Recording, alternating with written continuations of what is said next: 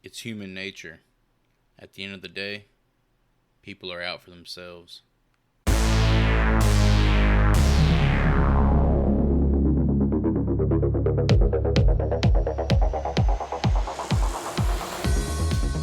This is the Horrible Film School. Take a seat, rip open those trapper keepers. I'm Chris, and I'm here with Rude Ryan Hootie.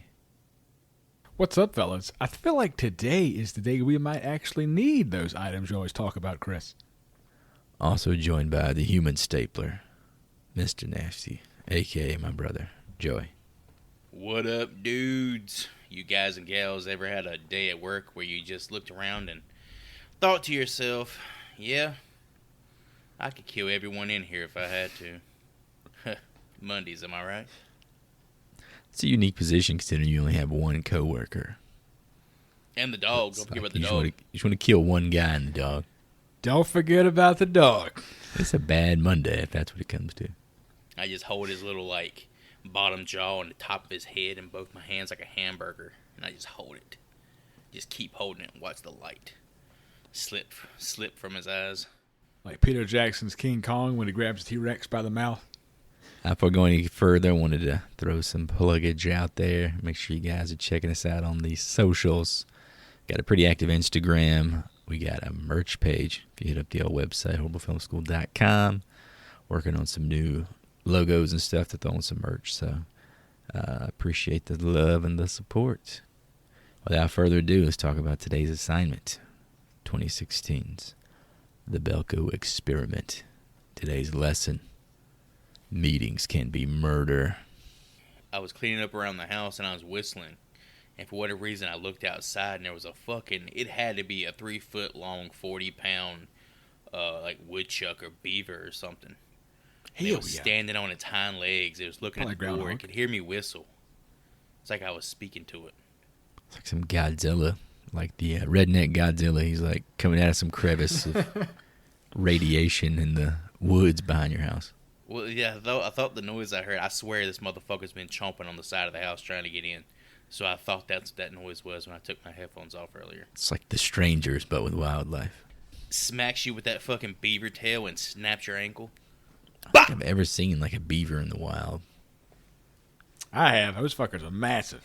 Are they? I've seen a wild beaver, if you know what I mean. I've seen them while I've been kayaking, and it's a little unsettling to see that massive little dude while you're in a kayak. Are they aggressive at all? Not as aggressive as otters. An otter will fuck you up. I like an otter. An otter's cute, though. They can get away with it. Otter life, baby. I feel like a beaver would hold you down and just whap you with that fucking tail until your teeth were falling out. Do not corner an otter. Never corner an otter. They do not play nice. Talking about a fucking tagline. There you go. All right, so today's assignment, the Belko Experiment, will be hosted by yours truly. But before we hop into this, somewhat of a horror movie, we're going to get into that a little bit later on, exactly what this is. I do have a question for you boys. If you all were in your favorite bookstore and you came across a book and you realized that the book was actually about you and your life, would you read until the end to find out how it ends?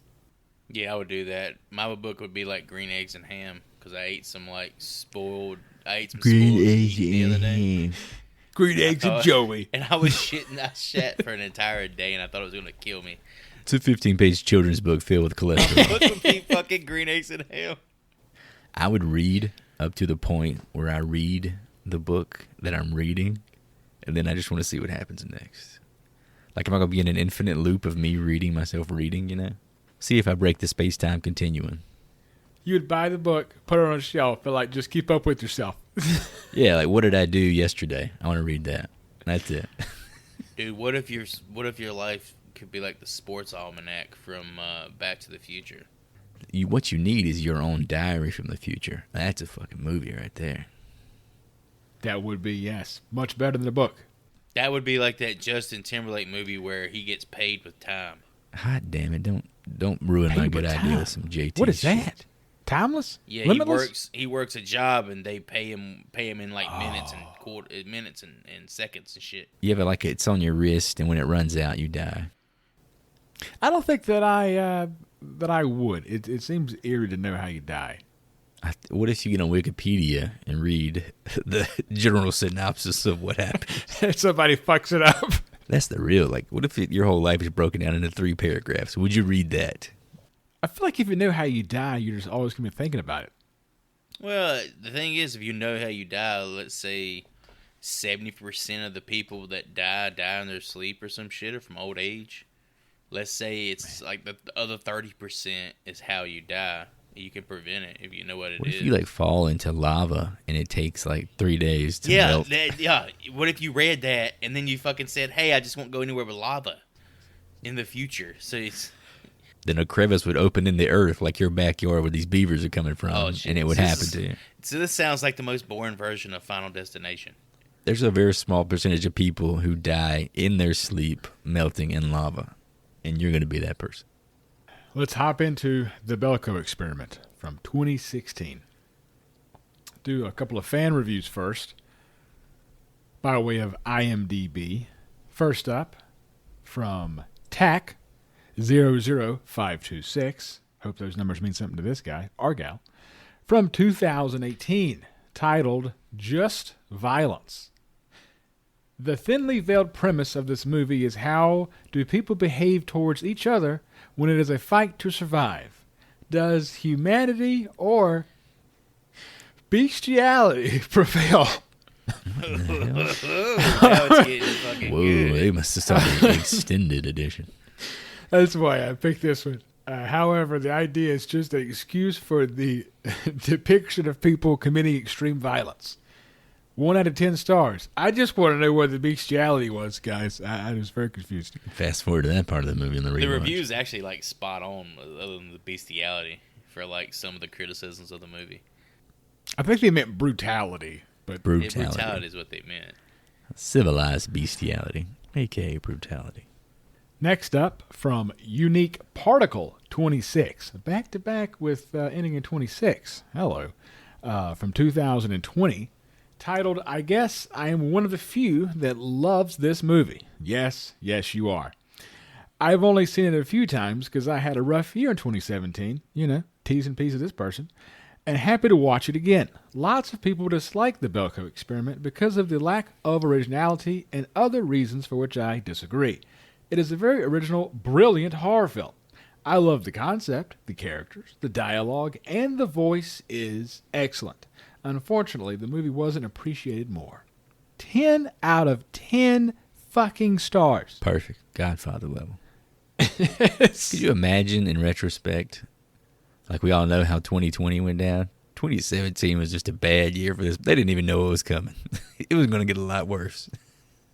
Watching this in 2020 when you've been sitting home from work and you're forced to work in your living room is a little different, actually. Oh, yeah, I remember why I don't appreciate the water cooler talk anymore. Now let's get into some behind-the-scenes folks here.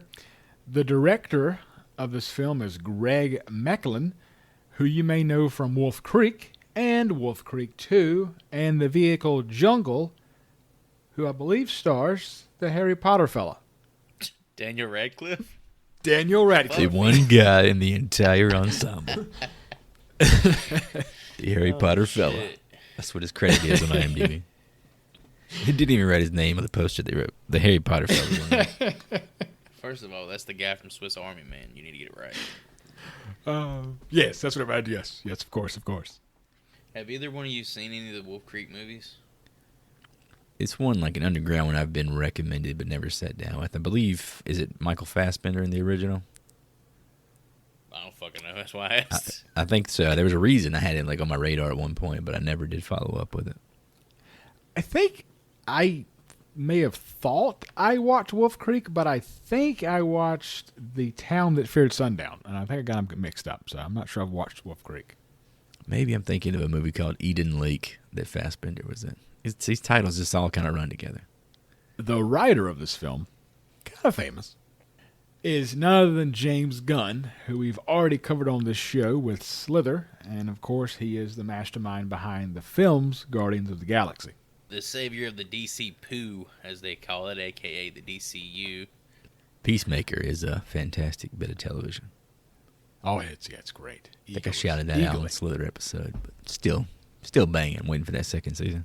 Yeah, we slurped up James Gunn pretty good during the Slither episode. Gunn was the first person in cinema history to write back-to-back number ones for the weekend box office, with 2004's Dawn of the Dead on March 19th, 2004. Can you name the second film that went to number one exactly 1 week later? Box office game. March 2004, number one. Yes. Your kid would love it. Oh, it was Scooby-Doo Part 2. Scooby-Doo 2, Monsters Unleashed. How do you write Dawn of the Dead and then fucking write a playful Scooby-Doo 2? That just shows you this guy. He has, as you can tell probably from this, not so much in this script, but in most of his stuff, he has a knack for combining violence and comedy. It's kind of not many people on his level as far as that is concerned. I did read that he began writing this film around 2007 after waking up from a dream of an office building enclosed in metal walls and hearing a voice instructing employees to kill each other. It's pretty much the exact premise of the movie comes from a dream, from what I've read. Fuck, I want to try some of them drugs. I know, right? The hell of a dream. Shit. Also, kind of note here, he turned down the opportunity to direct this because he was getting a divorce around the same time. And he said he just wanted to be around friends and family, not go shoot this thing about people who love and care each other, forced into killing each other. Yeah, the fact he wrote it and didn't direct it definitely shows with this movie. Like, his dialogue is very James Gunn, but the execution is just something's off. It's timing. Comedy is all about timing, as we all know, with punchlines and setups. And I feel like he has a knack for it if you think about everything the Drax character does in Guardians of the Galaxy. You have to direct someone to deliver it correctly. And when it's not your own words, I guess it's kind of hard to pull off. If they don't let that motherfucker play Marcus Phoenix in the goddamn Gears of War movie, I'm going to lose my fucking mind. Are you talking about Batista? Yeah. Yeah, I love Batista. He's legitimately a solid actor. I don't care what anybody's got to say about that. I don't think it's even close that he's the best wrestler turned actor. But it's like by miles. Roddy Piper, bitch. I love the Hot Rod too, but he had one film. I'm here to kick ass and chew bubble gum. And I'm all out of gum.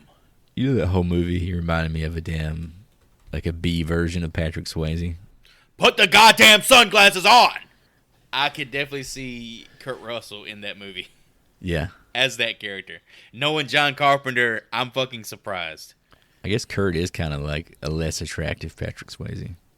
I just like how in that movie he's supposed to be this nomad who goes from town to town getting odd jobs, and he's jacked out of his fucking mind. Fucking swole, just hammering, digging dirt, shirtless. I mean, this dude looks incredible. Gold's Gym must be giving out memberships to the homeless. I always enjoyed the scene with him and Keith David fighting. It goes on for quite some time. Yeah, that shit was cracking me up. He's doing legit wrestling moves. They probably just let him have it at. Just go ahead and beat the hell out of him. I think that's part of why he was cast, is that actual scene.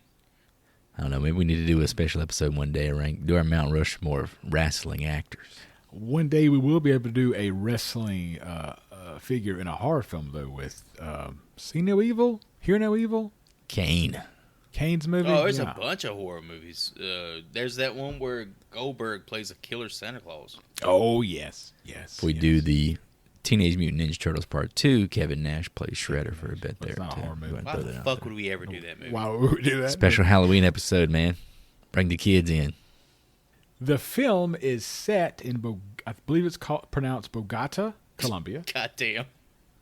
Is that not correct? Bogota. Bogota. I'm Bogota going on, yeah. No. Keep going. You're good. Bogota. We need to keep this whole fucking meme of you not knowing how to pronounce shit going. This needs to be a continuing thing. How about I just edit in one of us saying it while Hoodie's speaking? Bogota, Colombia. Bogota, Colombia. It's like a really bad edit. It's clearly not him speaking. South America. The film is set in Bogota, Colombia. The last note that I have here, this is going to be a rough show. That's a note. The film was released alongside the live-action version of Beauty and the Beast. It finished the opening weekend in the 7th spot, grossing how much money, Chris? Well, its final box office run was $11.1 million. In the opening weekend, it only made $4 million. Yeah, and that is on a budget of $5 million. If nothing else, fellas, we can hop into the meat of this movie. It's all in my mind. Dude, get the fuck down! It's all in my mind. It's all in my mind. It's all in my mind! The film opens on the streets of Bogota, Colombia, with Mike being forced to buy a corncob figure and Barry being ID checked at his high-rise office building. So, fellas, we just met two major characters here. Mike, played by John Gallagher Jr., who was in Hush and 10 Cloverfield Lane, and Barry, played by Tony Goldwyn, who was in fucking awesome film Ghost, Yes. The Last House on the Left remake, and Oppenheimer. Carl from Ghost. It took me forever to realize that was him. This was the motherfucker banging Demi Moore when Patrick was... No, he wasn't fucking Demi Moore. He was trying to. He was That dude. Yeah, he's the one that orchestrated Patrick Swayze's murder. What was his name? Sam or some shit in that movie? Sam is Patrick Swayze's character. Carl is Tony's character there. I had a life, Carl! He is a good-looking guy. He did age well. I'll give him that much. Dude, that's the thing. He doesn't age. He is Patrick Swayze. He looks exactly the fucking same as he did in that movie. That dude's also like he's directed like a butt ton of like TV shows. Multiple episodes of Dexter, Grey's Anatomy, and Justified. John Gallagher Jr., he doesn't really have a very large resume. However, 10 Cloverfield Lane was such a good fucking movie. He's got one of those that guy faces. When we saw the trailer, I was like, I've seen him in something. I could not tell you a thing he's been in. Sorry, that was a massive bug. Oh, to my right here. Sorry. What kind of bug was it? I don't know. It was fucking like a big ass water bug, but it could have been a cockroach. I don't know. There's one that fell into my fridge the other day, and I said instead of going after this bitch, I'm just gonna shut the door and freeze this motherfucker out. I turned the damn temperature as low as it can go and shut the door. 3 days later, I found him in there, laid on his fucking back, arms in the air, Was he still alive? to death. To death. He could probably thaw out and still be Nah, alive. he ain't gonna throw out what I did to him. The others begin to roll into work for the day. The main players being Leandra, Bud. Is it not called fucking Leandra, Joy? No, I'm shaking my head because of the fucking name. Like, throughout the whole movie, it's so hard to call her Leandra. Like, every time they say her name, it's like, why did you name this character something so difficult to say? 3 syllables is too much for you. But we have Leandra, Bud, Marty, and Wendell. These are the main people, in my opinion. Leandra Flores is played by... Oh, fuck. Adria Arjona. Adria Arjona. Adria Arjona. I don't see her name in writing, so I'm not going to attempt it, but I'm sure you're both wrong.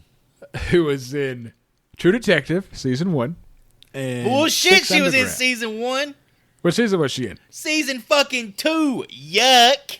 She I was didn't out watch here season two. fucking Taylor Kish. L.A., baby. Ugh. God, that fucking show sucked dick. Ugh. There's too much going on. Too much going on there. Yeah, it's fucking ass. But she's Bix in Andor, so that kind of makes up for it. Bud Milks is played by Michael Rooker, who was in Henry, Slither, Guardians of the Galaxy, and of course, fellas, Days of Thunder. Did you mention Above the Law? The Walking Dead. Dude's got the horror chops. He is an American treasure. Dude, this guy's got the character actor chops. Well, he gets done dirty. We're going to talk about that in a little bit. Agreed. Why even cast him if they're going to do him the way they did, to be honest with you? Marty is played by Sean Gunn, James Gunn's brother, who was in Suicide Squad and Guardians of the Galaxy, whatever else James Gunn directs. And last but certainly not least is Wendell, played by John C. McGinley. All right, I know Hootie's got a fucking love affair with this guy. You can go ahead and go in. Oh, it's about to happen, boys. Who was in Platoon, Point Break, Wall Street, Seven, The Rock, Office Space, Any Given Sunday, Wild Hawks, 42, Stand Against Evil, and of course, Scrubs. Well, you left one show or one movie off there that you need to talk about. Here we go. He was Detective Strode from 1996's Set It Off. Oh, set it off. So what's the procedure when you got a gun to your head? What's the fucking procedure when you got a gun to your head? There's only one thing we can do, Vivica A. Fox and Jada Pinkett. We gotta set it off. I got one note about John C. McGinley. His son, Max, was born in 1997 and has Down syndrome, so he took the role in Scrubs in 2001 so he could stay close to home to be with him. So to Joey's point, he always plays an asshole, but off-screen, pretty good guy. The head of security gives the new girl, Danny, the keys to her new car and apartment, and of course makes sure she has a tracer placed in her skull.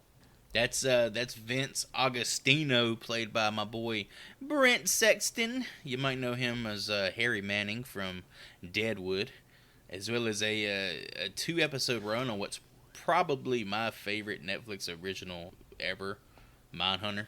Mr. Fincher, we need a season 3, brother. Davey, he's too busy, man. We got The Killer coming out in 2 months. Nobody gives a fuck about that movie. It's Michael Fassbender, a serial killer movie. Mindhunter 3. I want to see some Jeffy Dahmer. He's too much of a perfectionist, bro. TV takes him too long, is what he said. He seems like one of those guys type of actors. Like I saw him, and now that Joey says Deadwood, I'm like, oh yeah, he was in Deadwood, of course. Well, before we get any further, shout out Leandra's neck tattoo. It is very hot. I'm gonna tell you. As soon as I saw that, I had a very Wayne's World moment. I had a showing. Mike shows Leandra his creepy fucking corncob doll, and they make out just as Big Boss Barry walks in. Mike sees a Colombian military officer go into the old hangar next door, and then a message comes over the loudspeaker that informs them that most will die today. They have 30 minutes to kill at least 2 of their fellow co-workers. This all happens within, the first 15, 20 minutes of the movie? It gets going pretty fast. Yeah. I fucking love that. Start that engine and rev it up right away. The whole purpose of this company is to bring Americans to Colombia as some kind of rich exchange of educated workers, and it was just this seems like a bit of a stretch of reasoning here. I do have a side note that the CGI metal window covers look fucking awful. Yeah, the CGI in the movie isn't the best. It's not used an ass ton. There's one part I think they actually did a really good job on, and we'll be talking about that here in a few, but the building looks like shit. Everyone gathers in the main lobby to calmly talk about the situation. Bud and Mike discuss the possibility of using a torch on the metal wall. Barry, the COO, gives a speech about the entire situation being simply a prank and someone trying to get them all worked up. Hell of a prank, fellas. Can we talk about Bud's assistant, Lonnie, for a second? You see this guy in so much stuff nowadays. He's in so many good movies and different forms of media. That's going to be David, this fucking last name, David Dastmalchian. Dastmalchian. Very unique looking cat. You'll definitely remember him from The Dark Knight. He has that kind of face. Blade Runner 2049, Prisoners, James Gunn's Suicide Squad. That's probably his most recognizable role as Polka Dot Man. You also have him in Dune. He's in the Ant-Man trilogy, and once again another guy playing a role in Oppenheimer. I don't know the word for it, not to be disparaging, but a creepiness to him, like maybe just a shadiness to his appearance. But I think he's a solid actor. We need more guys like this in movies. Who would have known at the beginning of this movie it would have so many connections to Oppenheimer? He also played, we're talking about creepy, was Boston Strangler that came out this year. He plays the Boston Strangler, so spoiler alert. Dude, he's got that look, man. The look like he's got some darkness behind his eyes. Got that serial killer look. I guess 2 more actors I want to talk about here before we go any further, because I think throughout the rest of the movie, they don't really stand out. I mean, they're characters in the movie, but they're not really worth mentioning all that much. Josh Brenner and Peggy. Josh Brenner's played by Keith McClure, big head from Silicon Valley. Rusty Schwimmer as Peggy. Dude, that's Joey fucking B from Jason Goes to Hell, man.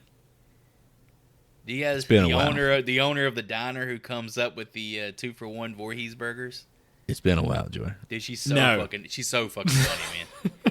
You might be the last person to have watched Jason Goes to Hell. just gonna I say think it'll no. be 2031 by but time we cover Jason Goes to Hell. Dude, Yeah, that and it will movie's gonna have be been so about 40 years since I had That seen movie's it at gonna that be point. so fucking funny. But yeah, she plays Joey B, man. She's so funny in that fucking movie. Fucking Joey B, Chris. Bud tries to torch the wall, but it doesn't even get hot. The head of security begins to hand out water. I only say this bit because I was recently in the Canadian airport in Alberta, and the power went out, and we were not allowed to leave the building. They handed out waters and granola bars as we sat there. What did the waiting fucking for the moose power they to have come on back. the wheel up there die or some shit? Canada, fuck y'all. We got into customs. The entire airport lost power, and we couldn't leave. We were just stuck in customs. They literally brought out like camping lanterns, and like each corner of the room got a lantern, and then at some point we got water and granola bars. Oh geez, there goes the power, don't you know? I think that's Wisconsin, but it sounds like The Descent, but in an airport. That'd have been cool. It was kind of fucking terrifying. This would be a good horror movie. Like those little white creepy things start crawling out of the like baggage claim. The announcement comes over the intercom, right? Like everybody's gonna die and all this stuff. The doors are locking up, all this other bullshit. You know, you're trapped. For lack of a better term, you're fucking trapped. You done. What are we doing in this situation? Like, are we panicking? Are we sitting here and just, trying to see what happens next? Or are we going ahead and arming up? I think the wrong move is to link up with everybody. You want to go on your own. You want to like get your weapon or get your something to defend yourself, and then go like find a hole. Would be Like what I would Danny do. kind of just hide in a corner, closet somewhere. My ass would have snatched up a phone cord and wrapped it around Peggy's fucking neck the second Damn. that announcement was finished, bro. I'm pocketing Before they even finished it. I'm pocketing scissors. I'm pocketing letter openers, staplers, pens. Hell, give me a paperweight and I'm bashing some fucking skulls. Joey literally fucking said, "Peggy, that's my fucking one right there. That one right there. I don't like the way she looks." Oh, I'm taking that dude's ant farm and busting it over that bitch's head. Y'all thought I was an asshole because I thought that she meant Piggy. But all right, Joey's trying to cut her damn throat open. I'm trying to survive. I gotta do what it takes to survive. I gotta get home to my stuff. I don't believe anyone could take it seriously until the first body happens, you know. Yeah, because the COO Barry does have a point. Maybe it is a prank. I mean, it's a very, very fucked up prank, but I guess there is some validity to that idea. On the roof, a few employees have gathered to smoke a blunt, and Marty tells them all that the contract they signed basically gives the company the right to do whatever the fuck they want to them. So just calm down and take it easy, man. Immediately, a woman's head explodes. Meanwhile, in the main lobby, lots of people's heads are exploding, and they learn that chips in their heads can be detonated from the voice of God. Mike grabs a wannabe Frank Bannister box cutter and begins to cut out his tracer, but the voice of God tells him to stop, or they will detonate the device inside of his skull. Looks like Mike's gonna need some stitches. Good thing we got Dr. Cox trapped in here too. He's a surgeon, Yes. right? He's not a surgeon, he's a doctor. Okay, excuse me. Fucking idiot! Get your scrubs lure right. Get you your scrubs fucking- lure you right. fucking Donald poser. Faison is the surgeon. The voice of God returns shortly after, telling them that they are not to remove any cameras or tags unless they want to be terminated. 76 people remain, and they want 30 dead within the next hour.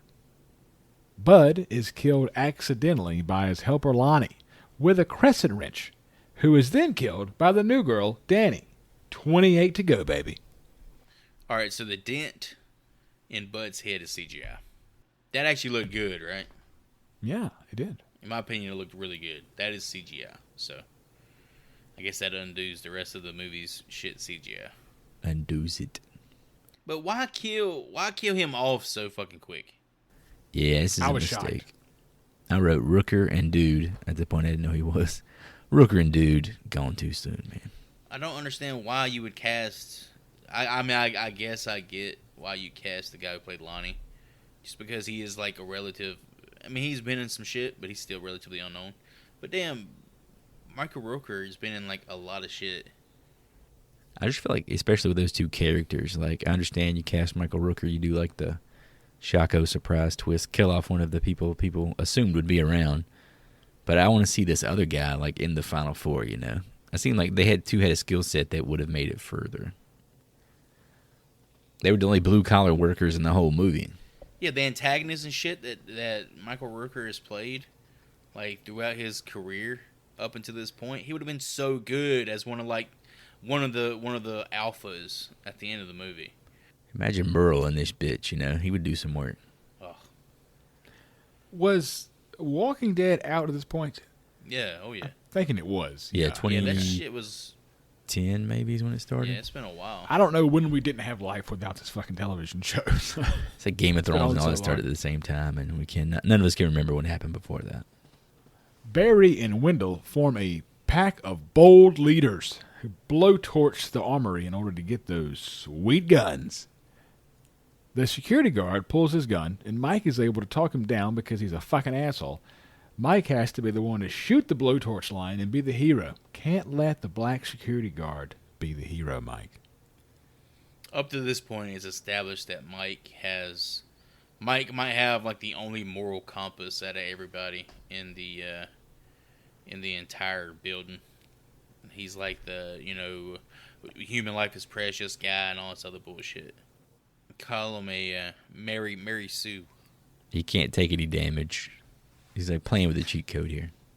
Marty is going around the building and pouring out water coolers. Meanwhile, Mike and his crew are being shot at on the roof. I thought the it's in the water stuff was hilarious. Yeah, Sean Gunn is he delivers the performance we needed from Michael Rooker. He kind of keeps it some levity here for the next 45 minutes at least. Mike informs Leandra that he believes the entire thing was set up over a year ago when they all came to Columbia. No shit, Mike, was my note there. Like, thanks for telling the audience, bud.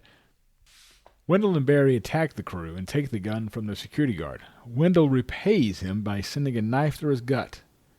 Also, Wendell does not like being called a pervert. I'm not a pervert. We've it's been established at this point that Wendell's kind of got a little bit of a crush on our girl Leandra. I got a crush on you. Where I thought I was depraved, Wendell was over here jacking off to her emails and shit. Dude, he creeped me out. He's like the legit, you forgive me all the signs guy, you know? Like, that dialogue runs so true to that type of person. And then you're like, this is why people get to work from home now, because of guys like Wendell. So yeah, I wanted to go ahead and throw out the best quote in the entire movie. It kind of happens around this point in time. I think we've already went over it. But when they're in the lobby discussing, like, what everybody should be doing or what sort of actions they should be taking to seek rescue, Mike gets to the point where he asks Barry, does he have a better idea? Barry says, yeah, jerking off into a cup is a better idea. And that's such good James Gunn dialogue that it's just lost in this movie. Barry's crew assembles everyone in the main lobby. Once again, Barry informs them that everyone who is over the age of 60 step forward and face the wall. With it being only 7, he and Wendell begin to pick random. Just say fuck it to whoever they feel like killing. Dude, I'd have these motherfuckers line up if you went and saw Barbie over Oppenheimer. Line up on this wall. I actually saw Barbie a couple weeks ago. You saw it before Oppenheimer? No. it was You after. did. Was the It was best after part of the Oppenheimer. movie Ken? To say that there was the best part, it would have to be Ken, yes. But it was a pretty awful movie. Apparently Ken's like an anti-feminist in the fucking movie. This is what I've heard. It makes me want to watch the movie. During this scene, like the execution scene, there's a Latino cover of California Dreamin' by the Mamas and Papas. Such a good song. I threw that shit on my Spotify. I thought that was fucking dope. I love the original too much to replace it, but it is a very solid cover. I'm just picturing Joey playing that on his like a little Beat Bluetooth speaker and that beaver in the backyard clawing at his fucking back door. Just fucking clawing, trying to get in. Woke his ass up out of his 1,000-year slumber to come haunt your ass. Dude, his ass with hind legs looking up at me, standing up like he was a fucking kangaroo. Like he was a kangaroo about to beat my ass. We got to broadcast that. That's Patreon content. Oh, yeah, people pay for Round that shit. 1. Fight. Side note here, Barbie released on VOD today. So if you want to watch it, it's available at home. Danny knocks the power out, and everyone scatters like cockroaches. Mike actually kills a guy to save a large woman named Peggy. I mean, damn. Once again, her name's Peggy. Sorry. He's the hero, man. Not the hero we deserve, but the one we have. The point of being overpowered is just over and over and over again. After all of the commotion, 29 are dead. They come up one short, so 30 more people are killed. Now let's think about this. They're conducting an experiment, and because they were one short, they killed 30 more people instead of killing one extra. Why did they decrease the numbers that much? They give them repercussions for their actions. Like if they're not going to cut down the people, like what's the point in killing each other?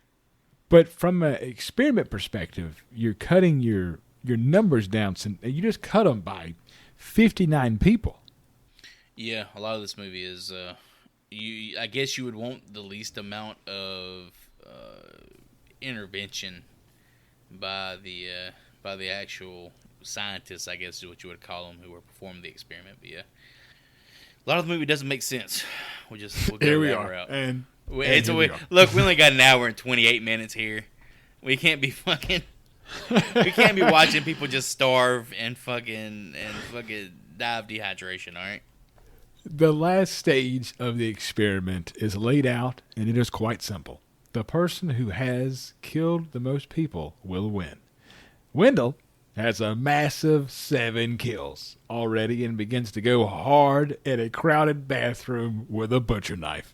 Stu literally walked in the bathroom and flipped a butcher knife like he was in Call of Duty. It was Leandra and Marty walk in on Wendell in the mess hall, chopping up his friend and writing his kill count on his hand.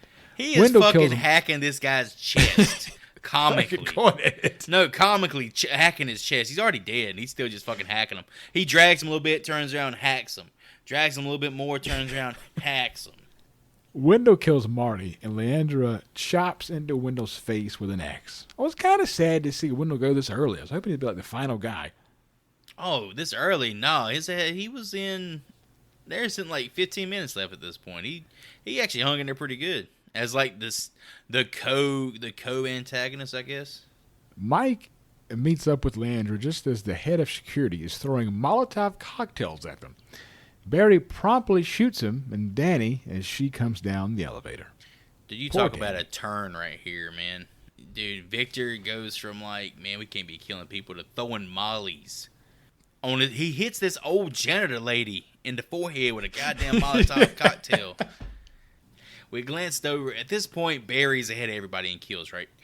This woman who earlier in the movie, wouldn't give him the time of day, is trying to buy her life with sex and showing her breasts. My man walks up to her. Gorgeous woman. Walks up to her. The most OG fucking cold shit. Can't waste a bullet. And snaps her neck 180 degrees like Linda Blair, man. Fucking savage. Michael Myers style in this bitch. So good. So Danny's off the board here, right? That's bullshit, right?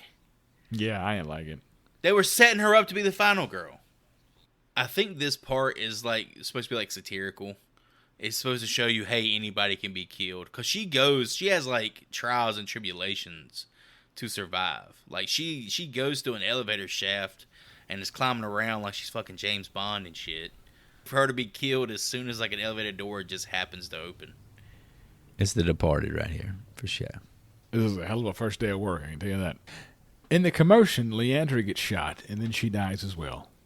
Mike finally puts on his big boy pants and attacks Barry. Mike kills him by pounding a commercial-grade tape dispenser into his skull. I love how he says fucking commercial grade. Commercial grade. If you need some real shit what taped makes up. it commercial grade? Is it made out of fucking It marble was or so some shit? fucking big. Like surgical tape. Jesus Christ.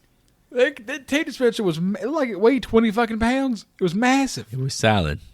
What is it, a tape dispenser for putting on fucking animal tusks and horns and shit? When's the last time you thought about a tape dispenser? I remember my parents had one when I was a kid that was pretty big. Well, not as big as that. Anytime I need to cut some tape, I think I wish I had a tape dispenser. We always have the handheld ones, though. I'm talking about like a legit school-style tape dispenser. Yeah, like when you're dealing with like electric tape and scotch tape and all that. You just use your teeth or scissors, though. Teeth! You working with the beavers now? As Mike finishes his kill, the windows open and he is carried out of the CGI building and brought to the hangar next door. Mike then meets the voice of God, who informs him that they are simply conducting a science experiment on humans and their behavior under certain conditions. How generic. What sort of ass cheeks fucking Cabin in the Woods style ending is this? Yeah, I wrote Cabin in the Mo-fucking Woods 2.0. Which happened before, so yeah, they copied that too. Y'all know how I feel about the end of that one. Along the way, supposedly, we're supposed to believe that Mike planted little bombs all over the officers, the voice of God.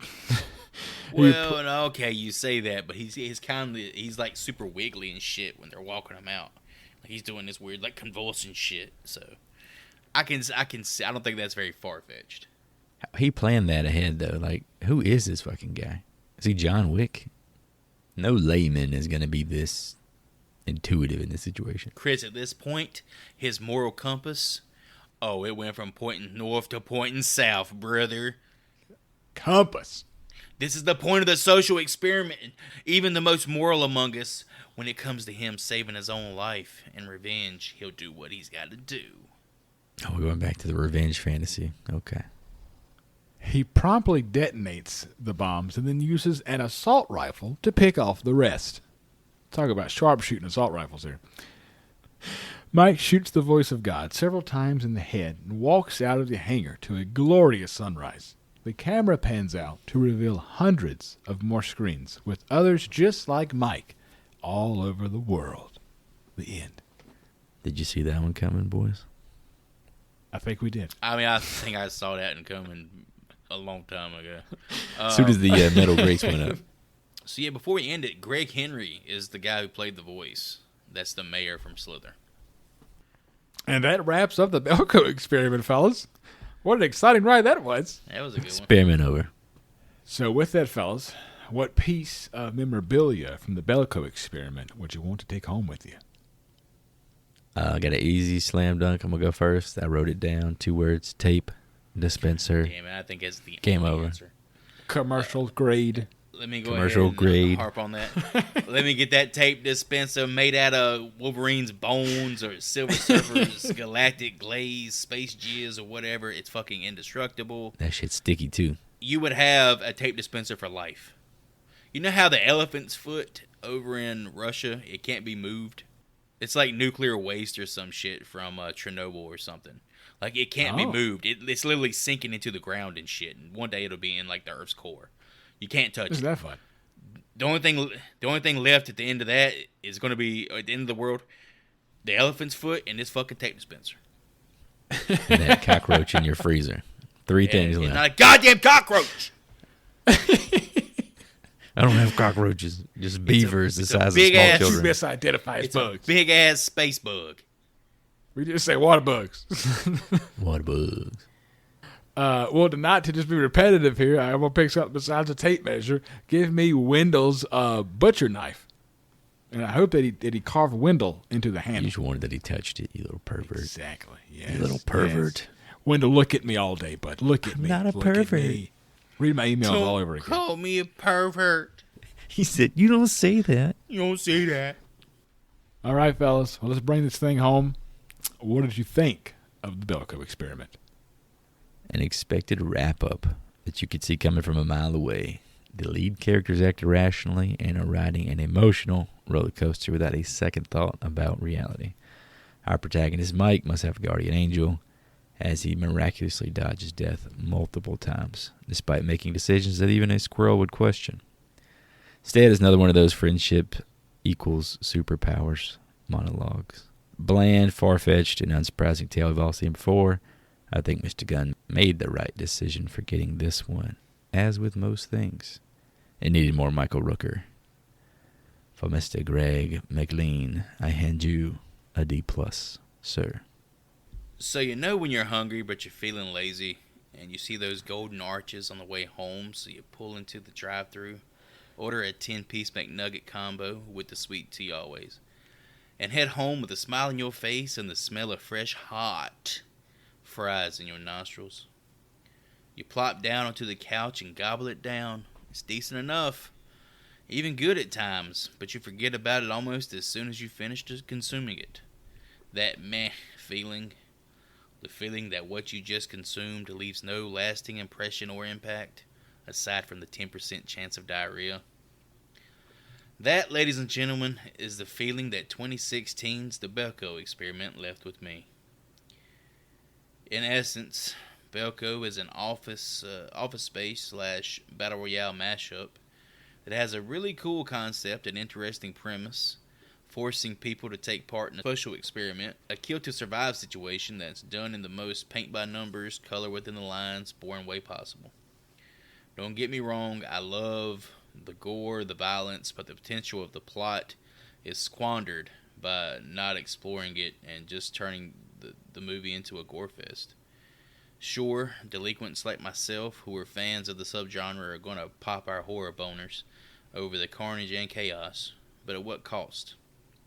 What could have been a clever movie with something to say about social morality and the evil of corporations literally devolves into a splatter fest and doesn't go anywhere from there. There's no payoff. The kills for the most part are bland and don't take advantage of the setting at all, aside from the odd paper cutter and tape dispenser kill here and there. It's a dark comedy that's not all that funny, and when it's not trying to be funny, it takes itself too seriously to be what it really wants to be, satirical. The movie is all over the place. That doesn't make it a bad movie. It's actually a fun time with some good gore effects, a thrilling score, some decent performances, and an underrated cast. At its core, Belko is another one of those turn your brain off, don't ask questions, and bask in the gore and carnage type films. Greg McLean's The Belko Experiment grades out with a C. The Belko Experiment may have been penned by the now mostly beloved James Gunn. However, it desperately lacked his directing skills, which I feel like we've all talked about here. The story of the film is nothing original, and due to the other films like The Hunger Games and The Raid, this film fell flat at its release. Watching the film now in 2023, it still falls flat to me as well. The acting is spotty with several good performances, but also just as many terrible performances as well, with John Gallagher annoying the shit out of me throughout the entire film. The CGI was pretty bad, considering it was made in 2016, and the Frighteners had better CGI in the 90s. The movie gets a D from me, because it did nothing original, and for me, it was extremely forgettable. All right, boys, that puts that experiment into the past. Let's talk over some fan score guesses here from Rotten Tomatoes. For those who are just joining us, not familiar with the game, we take a stab at the old Rotten Tomato meter.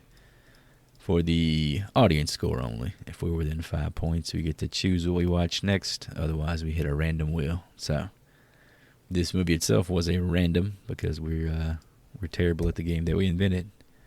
So that being said, recapping the guesses for this film. Start with the low man. Mr. Joseph said 45, even though he claimed to love it so much. Hootie a 51, myself a 60. The actual audience score was a 40. That's a bingo! Ding, ding, ding for the nasty one. However, we are entering spooky Shock, season. gasp. And we got some pretty important dates coming up, boys. We got a little holiday called Halloween pretty soon. Oh, We big also boys got coming back. a little holiday before that called Friday the 13th. So, with that in mind, we will venture into a mandatory franchise. Every Friday the 13th, we hit it up. And our fourth entry for the Friday the 13th films shall be next. All right, folks, you want to play along? We're going to hop on YouTube, check out an official trailer for Friday the 13th, the final chapter from 1984. Is this the house that Jason built? you believe this studio made The Godfather 10 years before this? Of course. And now they're making Friday the 13th. All the roads final lead to chapter. Friday the 13th, baby. So how did 3 end? Where's my refresher? He was chopped up in the barn. The terror There he He is. got the mask. known. The The axe in a madness, bag? So they're going to do the first 5 minutes of this being the whole last movie again? the horror. Look at her face. But this is the one you've been screaming for. Whoa. Yes. Throw that bitch out the window, bruh. The final chapter. 13th spelled out. All right. Jason is back. He's back. He moves What the hell? like a shadow. Some of the Dark best and kills. silent. Sorry you changed your mind? He never utters a word. Yes. He doesn't even seem to I breathe. feel like I've seen this one. More than the other. There he is. Simply, Is No, that you Crispin found that Glover? coaster real quick. mercilessly kills. Am I peeing? We love throwing people out of windows, man. That's one of his Dude, signatures. it's yo. Is over. Friday the 13th, the final chapter. Jason's unlucky day. Oh. Yes. You know what's crazy? He didn't even show Corey Feldman. All right, boys, if there's a trailer, this again is mandatory, so we're playing for nothing but bragging rights. What do you think the audience thought of that bad boy there on Rotten Tomatoes? I'm feeling 44. Jesus Christ! You're the one that said your favorite What movie. the fuck do you think this is? Friday the 13th, the final chapter. And there's 6 more to come. I'm gonna go with a fucking 70. This seems like a right in the middle. I'm going 51 again. All right, good folks. Thank you for listening. Check out our website, horriblefilmschool.com. You can find links to all the podcast platforms. Maybe the one you're on is not your favorite. We're on just about every one of them, so check them out. Also got links to the socials there. Very active on the Instagram. Send us a message. Give us some follows and leave some reviews. Send us some freshly ironed khakis. I'm going to say goodbye and offer my support to women working that first day at a too-good-to-be-true job. Make sure you check those corners. As always, if you're hearing our voices, tell at least one person you know. Spread that love. Spread that campaign. And may we all have a fantastic Friday the 13th on our way into that Halloween spooky season. And I'm out. Thanks for all the likes, the subs, the listens, the follows, the downloads. We really appreciate you guys and gals' support as well as your time and attention. Be sure to join us next time where we finish what Mama Voorhees began with 1894's. 1894's. Damn. Motherfucker. All right. God All damn, right. that's when I ain't been to the telephone. Oh shit. Where we finish what Mama Voorhees began and with 1984's Friday the 13th, the final chapter. Class dismissed.